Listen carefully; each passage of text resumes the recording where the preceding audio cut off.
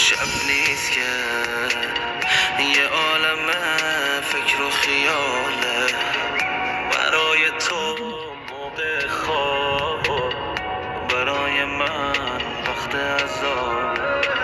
هر بلایی بود خدا سرم آورد، این جوون تو اوج جوونیمو از زمین و آسمونمش میخورد. کاش یه دارویی بود این خاطراتو از یاد من